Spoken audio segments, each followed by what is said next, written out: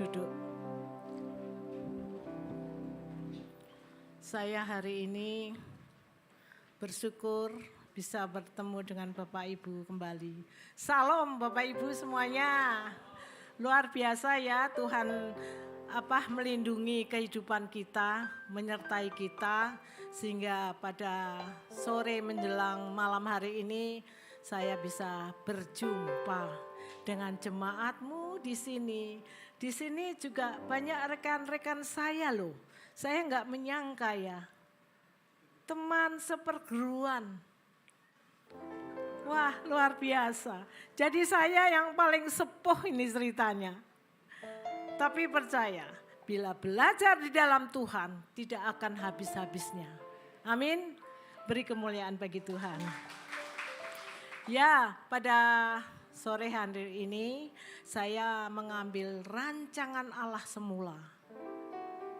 Ya, kita hidup pasti kita sudah dirancang oleh Allah kita. Apa yang dimaksud dengan rancangan Allah semula?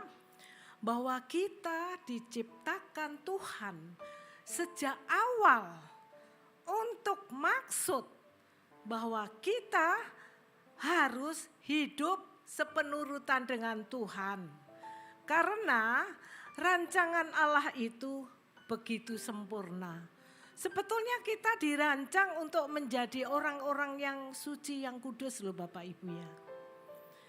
Tuhan menciptakan kita sangat sempurna, harmonis, serta penuh kebaikan. Bagi manusia sebelum masuknya dosa ya, ke dunia, konsep ini mencakup kehidupan yang intim, mempunyai hubungan dengan Allah. Ya, saling mengasihi sesama, menjaga semesta alam, kita saling menghormati. Itu rancangan Allah semula. Bahwa kita dijadikan anak-anak Tuhan. Kita bersyukur menjadi orang-orang pilihannya loh. Iya, kita menjadi orang Kristen penuh tanggung jawab. Karena jalan Tuhan, Allah kita, untuk menciptakan kita masuk dalam kerajaannya. Ini tidak main-main Bapak Ibu. Kita kalau menjadi orang Kristen, orang anak-anak pilihannya, kita harus taat loh.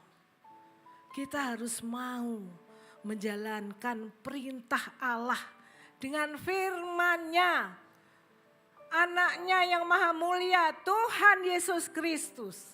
Itulah tuntunan kehidupan bagi kita di dalam menjalankan kita hidup di dunia ini.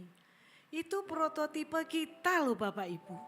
Tuhan Yesuslah Allah satu-satunya yang membawa kita di dalam keselamatan. Saya betul-betul bangga punya Allah seperti Tuhan Yesus. Karena janjinya ya dan amin. Tidak ada kata-kata mudah-mudahan. Tidak. Janjinya ya dan amin. Jadi kita karena sudah dipilih menjadi anak-anaknya, kita harus mau tekun, mau mengiring apa yang Tuhan Yesus didik kepada kehidupan kita. Amin.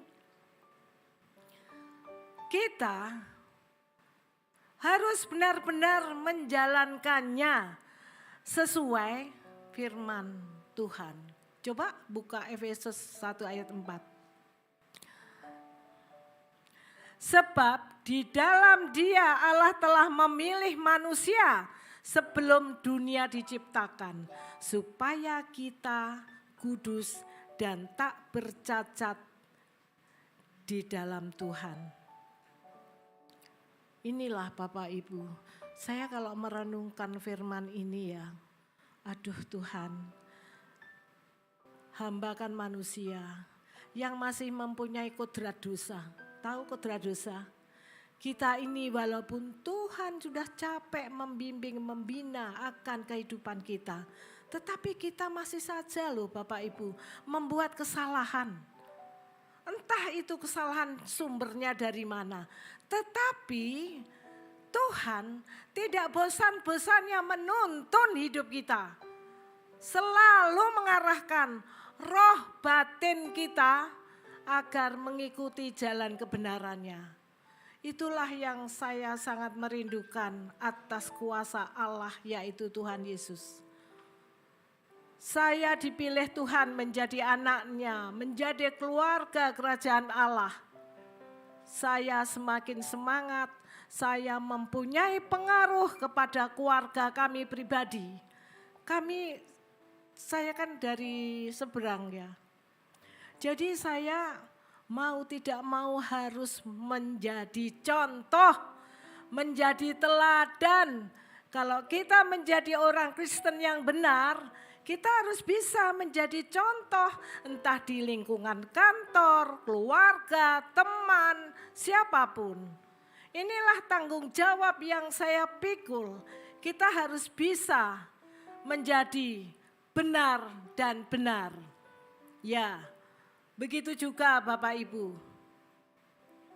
Di dalam kekudusan, kita kan pasti ada tantangan tersendiri ya. Apalagi seperti saya di kantor. Di kantor saya itu luar biasa. Aduh, bagaimana ya saya mau bilang. Banyak orang baik-baik. Penampilannya tuh seperti sempurna. Kita dianggap nomor 2 kalau di kantor. Tapi saya enggak cemas karena saya punya Allah. Pribadi Allah yang sempurna. Tuhan Yesus pegangan hidup kita. Inilah tantangan saya. Kalau saya di kantor banyak yang pakai ya atribut-atribut yang khas. Bapak Ibu sudah tahu. Tetapi saya tetap bersyukur bisa berada di tengah-tengah mereka. Untuk memberikan paling tidak firman kebenaran. Contoh hidup saya. Bagaimana saya jangan sampai saya berbuat yang tidak menyenangkan hati Tuhan. Itulah tiap hari itu yang saya pikirkan. Karena Allah kita itu Allah yang luar biasa. Dan janjinya itu ya dan amin. Saya belajar dan belajar. Tekun, taat. Setiap pagi jam 4 pagi, setengah 4 lah saya sudah bangun. Ya, saya mengikuti ibadah pagi yang Pak Maramis itu loh. Jadi dari gereja Tomohon apa. Itu jam 4 sudah pagi. Saya selalu mengikuti firman kebenarannya. Ya, baik sekali, bagus sekali. Inilah apa pegangan hidup kita. Sebetulnya kita luar biasa dipakai Tuhan, dipilih Allah, menjadi orang-orang Kristen. Kita harus bangga, kita harus bersyukur. Karena di dalam kita meniti di dunia ini, kita harus benar-benar benar. Karena apa? Karena Tuhan janjinya itu bahwa barang siapa mengikuti jalan kebenaranku, kita dijanjikan luar biasa masuk surga Bapak Ibu. Jadi enggak mudah-mudahan. Inilah tantangan kita yang benar, yang besar.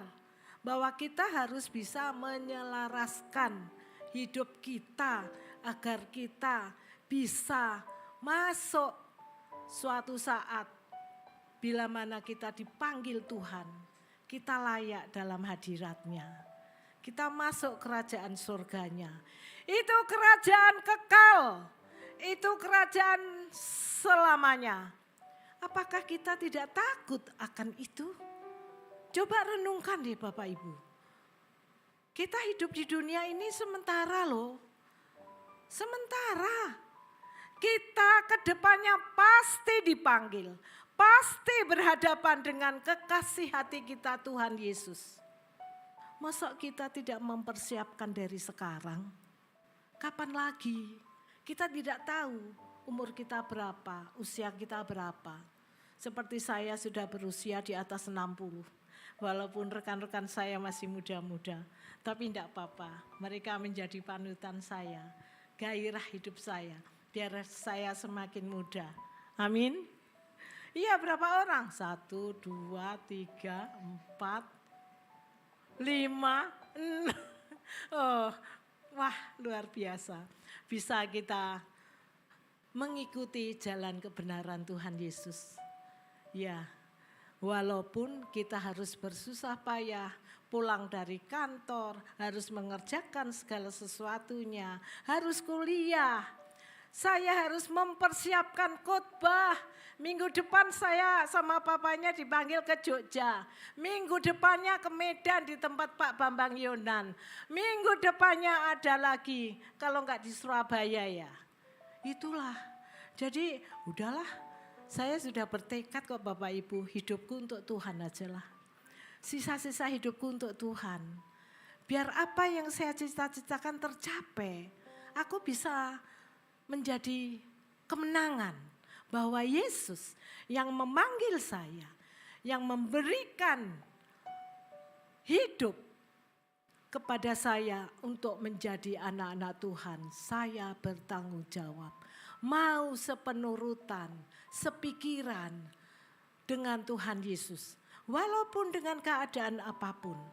Karena ya akhirnya kita akan pulang ke sana. Anak kita, kami mempunyai anak 5 orang. Puji Tuhan, saya tidak sia-sia waktu mendidik waktu kecil. Itu takut Tuhan. Jam 5 pagi, jam 4 kami sudah bangunkan. Walaupun anak masih ngantuk, harus nanti kok dosa. Tahu kita bohong-bohong dikit sama anak-anak. Kamu dosa loh nanti kalau enggak nyembah Tuhan. Kau punya nyawa, kau punya segala sesuatu. Ini Tuhan yang memberi. Iya Ma. Puji Tuhan anak saya kok ya nurut dilalai ya. Akhirnya apa? Karya Tuhan luar biasa. 5-5-nya anak saya jadi nomor 1 di pengadilan Jakarta, nomor 2 dokter spesialis, nomor 3 kurator, nomor 4 dia nyelai sendiri pengusaha, nomor 5 polisi. Anak saya yang 2 ini belum pernah pacaran, yang pengusaha dan polisi. Siapa dia di sini siapa tahu punya jodoh. Iya, loh anak saya bilang, Mak, aku pengen cari untuk masa depanku. Itu orang yang takut Tuhan. Oh gitu ya. Terus ya kalau cantik bolehlah. Aku kan nanti paling tidak bintang jenderal di tanganku. Aku ya harus cari yang cantik. Tapi zaman sekarang kan semuanya bisa merubah orang jadi cantik kan. Nah, jadi siapa tahu nanti kalau dia sudah selesai dari PT IKA. Sekarang baru PT IKA loh Bapak Ibu. Baru 27, jalan 27. PT IKA itu pendidikan tinggi ilmu kepolisian. Itu syarat menjadi Kapolres, itu harus sekolah PT IKA. Tapi anak ini memang bernasib baik ya. Saya setiap hari berdoa. Loh, saya ini kalau enggak berdoa kepada suamiku, kepada anak-anak, berdoa siapa lagi? Akhirnya doaku didengar Tuhan. Di antara polisi yang beribu-ribu itu, yang dipilih menjadi PT IKA itu cuma 192, termasuk anak saya. Anak saya termuda, coba bayangkan, belum pernah pacaran, masih polos, orangnya masih lugu, masih takut sama papanya, sama saya. Walaupun dia polisi, pernah Kapolsek, pernah Kanit Reskrim, pernah Kanit Narkoba. Dia menangkap narkoba itu 85 kilo. Akhirnya dia mendapat penghargaan dari Kapolri. Karena itu doa loh Bapak Ibu. Doa kita kalau tulus, coba ibu-ibu ini yang punya anak-anak lagi mau meraih masa depannya, tolonglah kita doakan. Karena doa seorang ibu, doa seorang istri membawa keberhasilan bagi keluarga. Amin. Beri kemuliaan bagi Tuhan.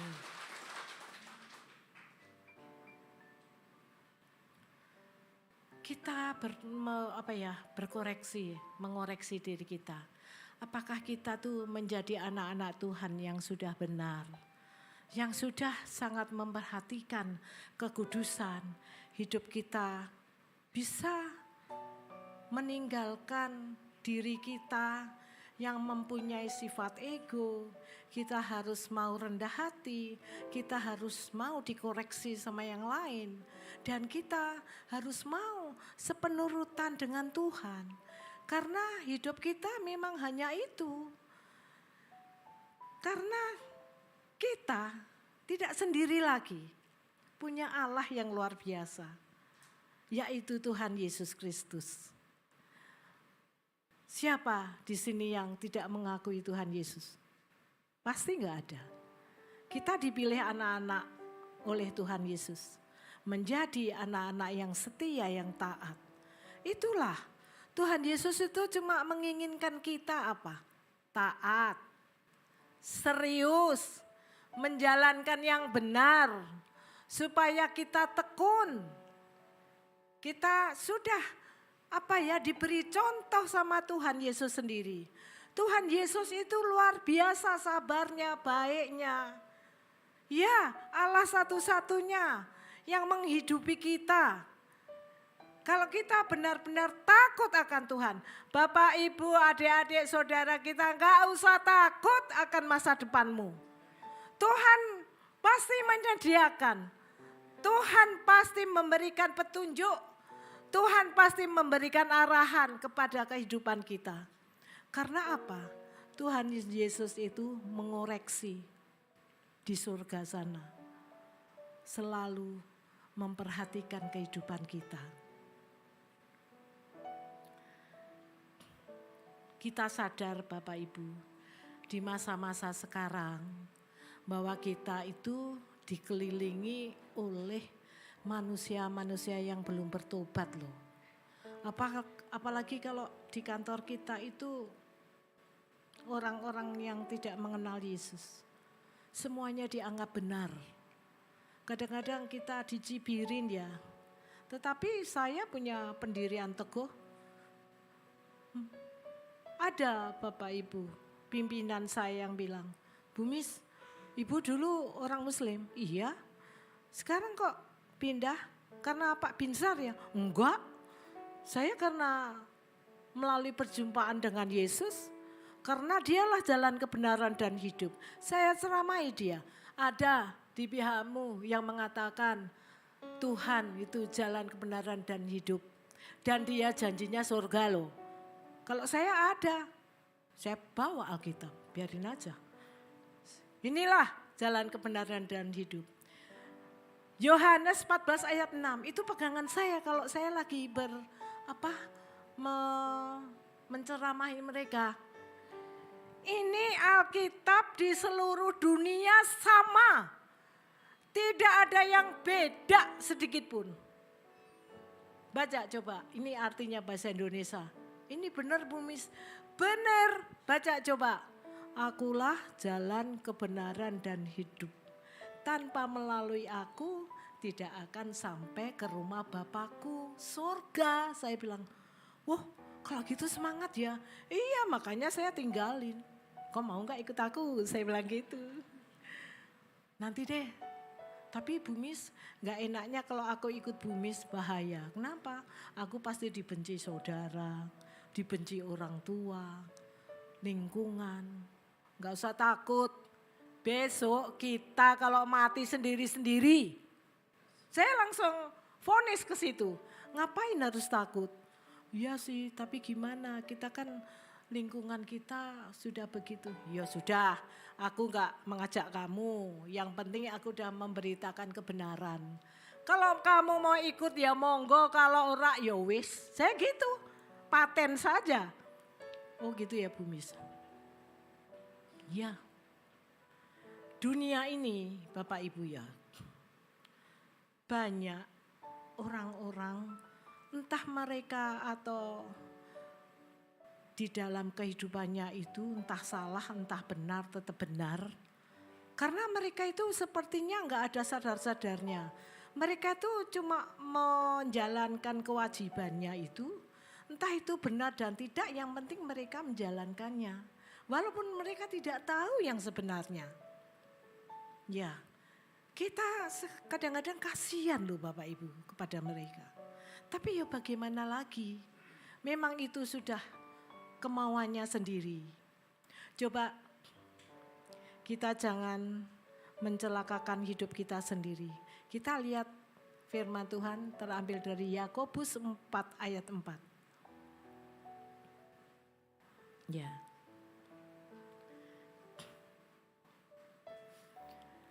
Hai kamu orang-orang yang tidak setia, tidakkah kamu tahu bahwa persahabatan dengan dunia adalah permusuhan dengan Allah?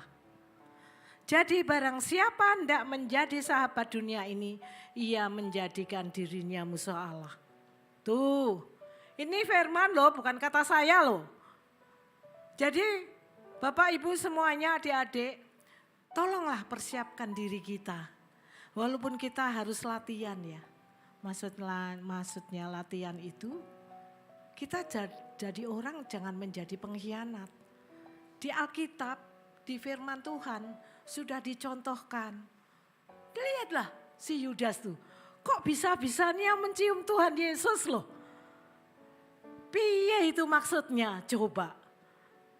Kita kadang-kadang kepada orang-orang, tapi kalau di tempat ini pasti baik-baik.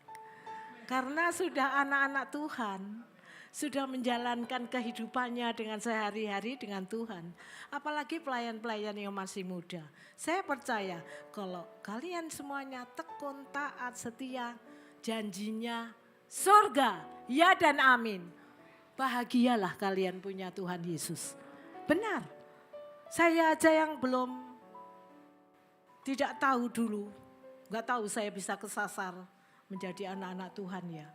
Saya bersyukur sekali. Keluarga saya juga akhirnya ikut Kristen. Jadi adik saya, orang tua saya, kakak saya, semua aja sudah memeluk Kristen. Ya, jadi kalau suatu saat Tuhan Yesus nanya saya, udah berapa kau bawa? Ya Tuhan, inilah yang aku bisa. Sudah saya bisa mempertunjukkan loh, saya bisa membawa kebenaran Allah, menjaring nyawa-nyawa orang yang belum tahu, jadi selamat. Satu nyawa harganya mahal bagi Tuhan. Iya, marilah kita, ya untuk contoh ya, kita paling tidak memang kita mengalahkan daging itu susah sekali. Tapi kita harus bisa. Harus itu. Karena bahwa Yudas Iskariot ya, itu kan pengkhianat Tuhan. Janganlah kita ada pemikiran sekecil apapun menjadi pengkhianat. Kita harus setia kepada Tuhan Yesus. Coba Tuhan Yesus itu tidak bilang, kamu harus sholat 5 waktu, enggak loh. Kita dikasih kebebasan yang sangat-sangat bebas. Yang penting kita tidak bisa menjalani dosa. Jangan kita menjalankan dosa. Tapi memang dosa di dunia ini apalagi, waduh luar biasa. Kita harus bisa mengalahkan daging. Setiap harinya saya tuh sampai memantau bagaimana aku jangan berdosa setiap hari. Misal papanya pulang kantor capek ya. Terus, Ma udah masak? Sudah, walaupun yang masak bukan saya. Saya bilangnya sudah. Dibuka, aku kok gak nafsu makan? Itu bersyukur, Tuhan dah memberi. Rasain dulu lah, nanti pasti enak. Oh iya enak. Ya makanya bersyukur sama Tuhan. Coba kalau saya menanggapi, aduh Pak aku tuh capek aku ini. Nah, dari situlah saya melatih bahwa saya harus bisa sabar. Saya harus bisa jangan sampai berbuat dosa. biarlah. Toh sama suami sendiri, masa mau ngalah nggak mau. Betul enggak? Iya, kan saya dari Jogja, dari Jawa Tengah yang mempunyai kromo inggil yang tinggi. Suami saya dari Sumatera sono, tapi baik loh, bener. Ngomong ayo betul. Jadi orang no tedeng aling-aling, tahu tedeng aling-aling tuh nggak ada sandiwara lah atau ngomong ayo ya sudah. Tapi kadang-kadang, tapi dulu waktu saya masih muda, saya terkaget-kaget Bapak Ibu. Kok suaranya gede banget tuh? Enggak apa-apa loh, ini realita kok yang kita jalani toh. Kok suaranya keras gede banget, Pak Mbok Betelan, kamu ini nih. Aduh oh ya gitu aja sudah. Itu kan merupakan tantangan hidup saya kan. Itulah menjadi ikut pengikut Yesus itu, kita banyak tantangan dari sana sini. Tapi yang saya bangga kepada suamiku ini orangnya jujur Pak. Bener. Misal, Mah kita dapat uang. Dari mana? Wes pokoknya kamu gak ngerti lah. Aku dapat, jujur dikasih saya gitu. Dari situ kan saya menilai, oh baik ya suamiku, ya udahlah. Ini realistis, ya udah. Itu kehidupan.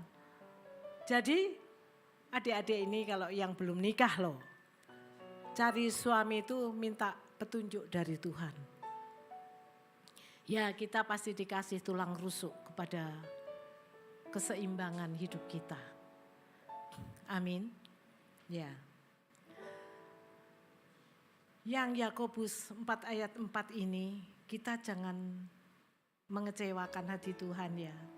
Kita harus taat walaupun katanya bahwa persahabatan dengan dunia adalah permusuhan dengan Allah. Ya, dunia ini sama Tuhan beda loh. Dunia ini semuanya bisa nyata. Maksudnya yang benar ya benar, yang salah ya salah. Sekarang kita tahu sendiri keadaan dunia ini. Bagaimana penilaian Bapak Ibu di tempat ini? Bagaimana pergerakan di dalam kehidupan? Sudah semakin lari, sudah semakin tidak menentu. Ya, jadi sudahlah, ini firman yang mengatakan kita jangan menjadi serupa dengan dunia. Yang dimaksud dengan dunia ini, kita mencintai dunia Bapak Ibu. Mencintai dunia itu maksudnya ya kita lebih menghargai kehidupan di dunia daripada bersama Tuhan. Boleh kita kaya, kita diberkati Tuhan, kita ada segalanya. Tetapi ingat, kita tidak boleh terikat. Maksud yang dibilang terikat. Terikat itu seperti bahwa kita berdoa sama urusan luar lebih diberatkan oleh urusan luar. Jangan. Kita walaupun ada berkat semuanya ini milik Tuhan. Biarlah Tuhan yang memberi, Tuhan yang menitipkan kepada kita, Tuhan juga yang mempergunakan. Amin. Iya, tapi aku percaya, kita percaya. Anak-anak Tuhan pasti diperlengkapi. Tidak mungkin dikasih lapar. Iya, itu benar firman-Nya. Bukan berarti kalau kita hidup di dunia ini, kita bertentangan kepada Allah. Karena sebagai manusia orang-orang percaya, jangan melawan kehendak Allah.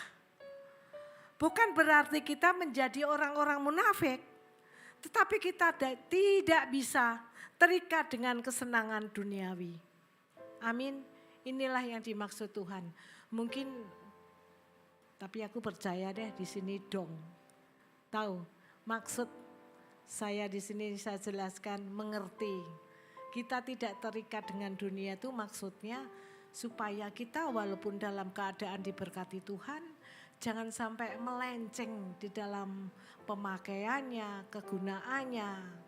Jadi persiapan kita biarlah untuk kemuliaan Tuhan. Uang hidup kita berapa sih? Kan gitu.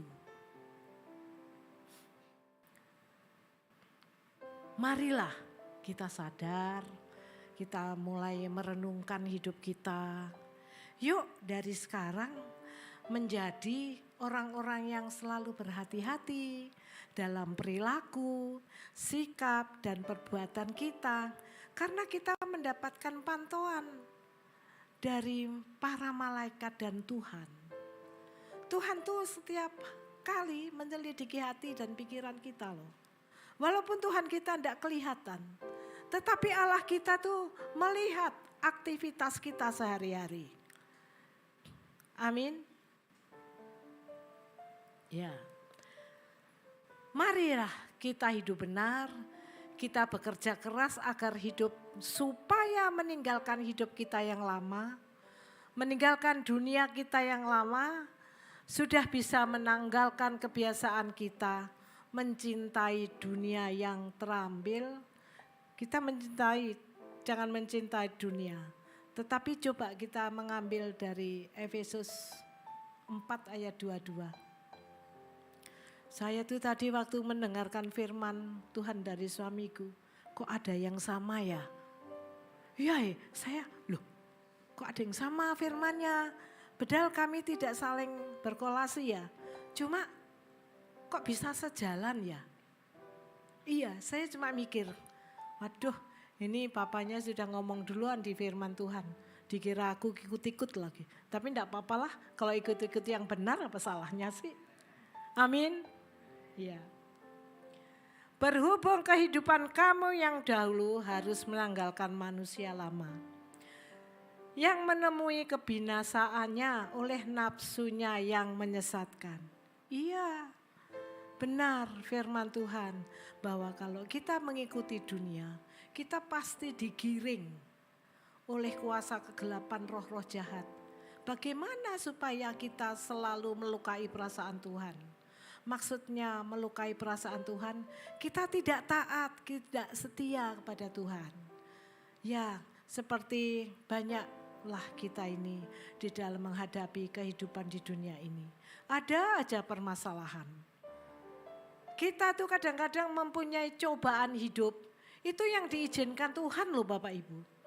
Kita nggak usah khawatir, yang penting memang kita susah, sedih, kadang-kadang seperti siapalah aku ini Tuhan, kok aku mengalami apa yang tidak lazim ku alami. Tetapi itu membuat kita sabar, kuat, tahan uji. Ya, Tuhan mencobai itu bukan tidak punya maksud, tetapi ada maksud. Bahwa kita menjadi anak-anak Tuhan harus tahan uji, tahan banting. Ya, kita harus benar-benar menghadapi itu dengan kesabaran dan ketaatan. Kalau kita lagi mendapatkan pencobaan hidup, misal masalah ekonomi, masalah keluarga, masalah-masalah yang lain, kita nggak usah takut. Udah kita tetap rajin berdoa. Jangan gara-gara kita mendapatkan tantangan kita terus malas berdoa, enggak boleh itu. Itu kuasa kegelapan roh jahat itu yang mengajak-ajak. Jangan mau, pokoknya tetap bertahan. Gimana acaranya, situasinya kita harus bersama Tuhan Yesus. Amin.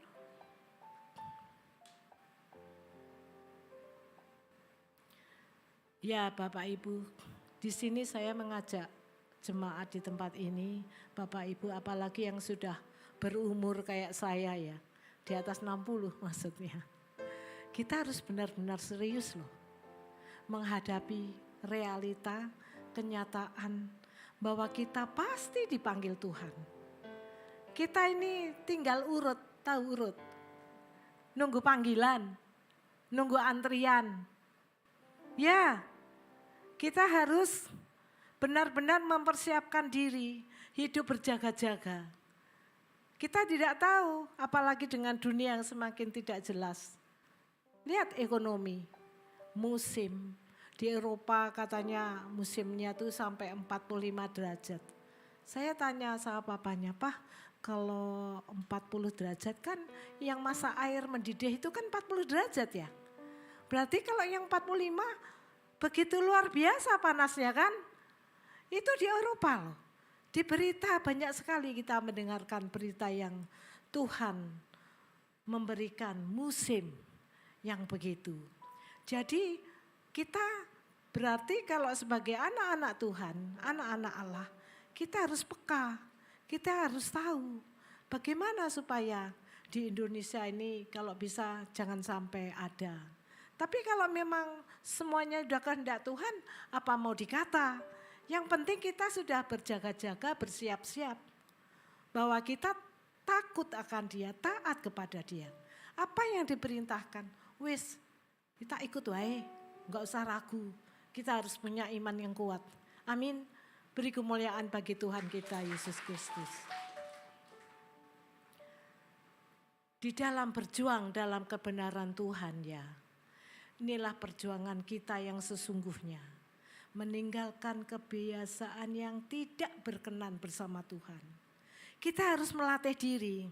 Hidup kita, kebiasaan kita melakukan pemilihan, pemisahan, kebiasaan yang sekiranya masih duniawi. Inilah sebenarnya kehidupan kita harus membiasakan meninggalkan perbuatan yang bertentangan dengan kebenaran. Bagaimana kita bisa mengontrol diri? Setiap mau menyimpang, kita sadar, ini kayaknya aku gak bisa melakukan ini. Karena entah di kantor, entah di pergaulan di mana, pengaruh dunia itu sangat-sangat rentan dengan kehidupan kita. Ya, kita harus bisa membiasakan kebenaran kehidupan kita, kebenaran yang untuk contoh yaitu kehidupan Yesus. Karena kita hidup di dalam melayani Tuhan, di dalam berdoa, kita bisa langsung ingat Tuhan, menjalani dengan ibadah bersama roh dan kebenaran. Bila dimulai dengan kebiasaan, ya dan amin, kita pasti bisa. Karena firman Tuhan, kita akan harus meninggalkan kebiasaan yang lama, meninggalkan yang perbuatan kita yang tidak bersama Tuhan. Ya kita harus mau. Baik. Kebenaran bila dimulai dengan kebiasaan ya dan amin kita pasti bisa. Walaupun masih banyak tantangan tertatih-tatih. Seperti saya sekarang kan bagaimana ya supaya hidupku benar. Hari ini setiap jam, setiap menit bila berbuat aku hari ini dosa berapa ya. Saya udah mulai koreksi ke situ. Karena saya bercita-cita masuk surga loh Bapak Ibu. Iya, apalagi yang saya harapkan hidup di dunia ini. Semuanya Tuhan dah persiapkan kami. Punya suami, punya anak perempuan, anak laki, rumah semuanya udah diperlengkapi Tuhan. Mau apa lagi coba?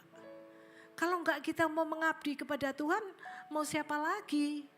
Ya kan? Di sini Tuhan tahu dari surga. Saya mengajak Bapak Ibu di tempat ini, marilah kita bersama-sama masuk ke dalam kerajaannya. Itulah pengikut Yesus Kristus. Bahwa kita dijanjikan masuk ke surganya dalam surganya. Tuhan selalu melihat setiap niatan kita diselidiki Tuhan sesuai dengan firman dalam Yohanes 4 ayat 23 dan 24. Tetapi saatnya akan datang dan sudah tiba sekarang bahwa penyembah-penyembah benar akan menyembah Bapa dan Roh dan kebenaran. Sebab Bapa menghendaki penyembah-penyembah demikian. Itu nasihat Tuhan. Allah itu roh, dan barang siapa menyembah Dia harus menyembahnya dalam roh dan kebenaran. Bagus sekali ya firman ya, yang Tuhan sampaikan kepada anak-anaknya, agar kita dalam penyembahan betul-betul melakukan hidup benar, hidup suci, hidup kudus. Karena kalau kita ingin bercita-cita ke surga, ya kita harus mau sepenurutan dengan firman, mau mengikuti jalannya Tuhan. Memang jarang loh orang yang mau mengikuti jalannya Tuhan. Tetapi Tuhan tuh memberi kebebasan kepada kita. Itu tergantung kita. Kita mau milih ikut dunia atau ikut surga. Itu aja. Ini secara singkatnya. Memang berat, tapi kita harus bisa. Ya, kita harus bisa. Percuma jadi orang Kristen kalau kita tidak bisa melakukan dalam kebenaran Tuhan. Melakukan doa dengan kebenarannya. Lebih baik ya jangan menyembah orang Kristen seperti mereka-mereka dulu yang nun jauh di sana. Mereka diberi kebebasan. Tidak ada kok aturan yang seperti firman Tuhan. Firman Tuhan kita tuh saya bersyukur banget. Benar, saya bertanggung jawab bahwa saya ingin masuk ke surga. Amin. Ini aminnya kok sedikit ya. Ini pasti masih ragu-ragu. Aku bisa rayo masuk surga. Harus bisa. Ya. Harus berlatih pasti bisa. Tidak ada yang mustahil bagi Tuhan. Tuhan pasti membimbing, mendidik kita. Dalam mengikuti jalannya dunia yang fana. Tetapi dengan bijak menjalankannya. Ya. Coba kita lihat Roma 8 ayat 28. Bila kita sudah masuk dalam rencana dan program kuasa Tuhan, kita mempunyai kekuatan. Nah, Allah turut bekerja dalam segala sesuatu untuk mendatangkan kebaikan bagi mereka yang mengasihi Dia, yaitu bagi mereka yang terpanggil sesuai dengan rencana Allah. Tuh kita harus seiring sejalan. Karena hikmat serta insting yang kita jalani menempuh hidup bersama kebenaran Tuhan, kita akan mendapatkan urapan, petunjuk, serta tuntunan di dalam melakukan tindakan kehidupan yang selalu sepenurutan dengan Tuhan. Yang dimaksud sepenurutan dengan Tuhan, kita itu harus melakukan yang Tuhan harus lakukan. Tetapi kalau Tuhan tidak mengizinkan kita menyimpang, itu bukan kehendak Tuhan. Amin. Kita harus mengikuti nasihat firman kebenaran Tuhan. Mengiringi perjalanan hidup kita sesuai dengan rencana dan hidup dalam kesucian yang harus kita jalani. Sebagai anak-anak Allah yang sudah dipilih dari semula, marilah kita berjuang. Selagi masih ada waktu, ada kesempatan, kita masih sehat, diizinkan untuk mengabdi kepada Tuhan. Biarlah nama kita tercatat di buku kehidupan Tuhan Yesus. Bila mana nanti ada pengadilan Tuhan, nama kita ada. Seperti, nih Sri Misgianti, ya Tuhan, amin. Saya pasti gitu. Ya, itulah. Saya akan menyanyikan lagu ya. Suami saya merindukan sekali, ayo. Biarlah kita diberi kesempatan untuk memuji Tuhan. Biar nama kita terdaftar di surga nanti. Ada catatan di buku kehidupan Tuhan.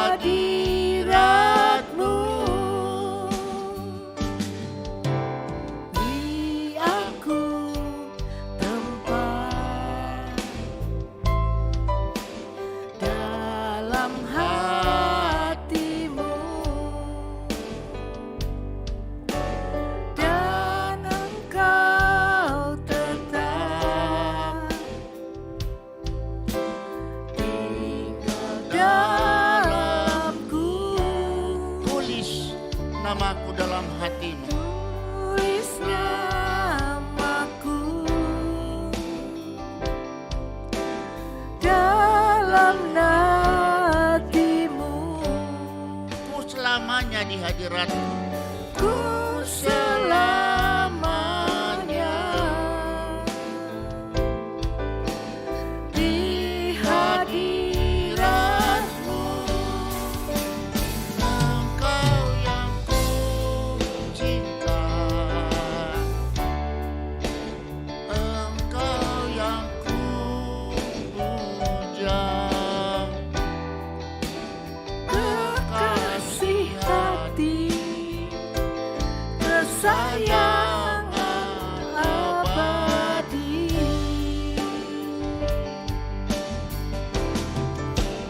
Engkaulah hartaku.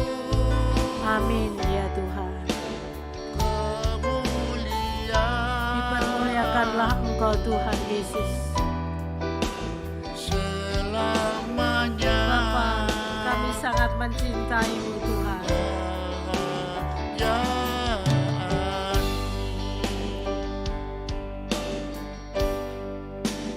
Engkau yang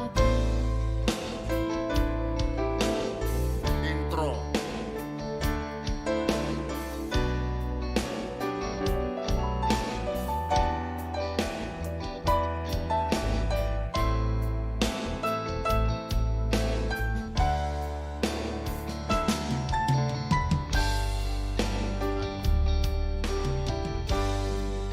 Beri aku beri aku tempat dalam hatimu, dan Engkau tetap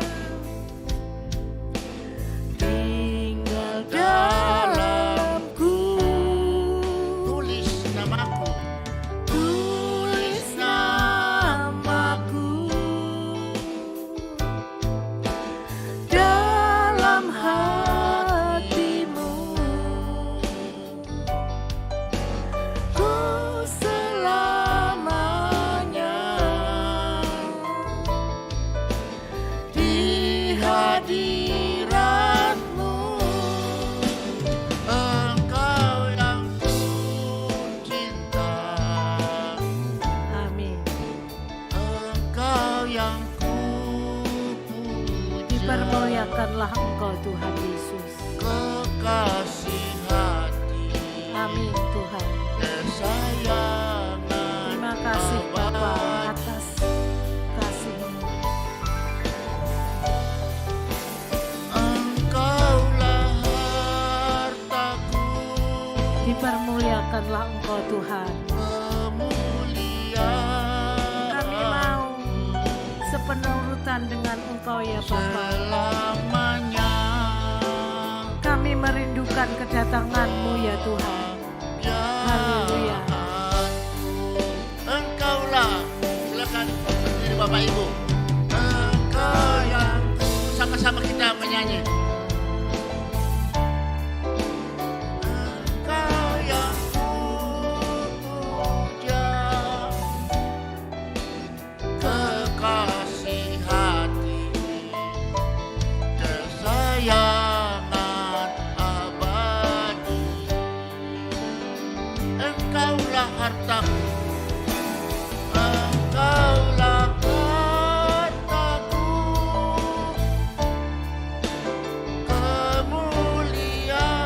kemuliaanku selamanya. Kau kebahagiaanku, selamanya Kau kebahagiaanku. Selamanya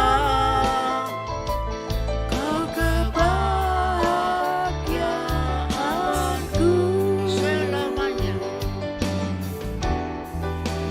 Selamanya Kau kebahagiaanku. Terima kasih. Tutup dengan doa. Terima kasih.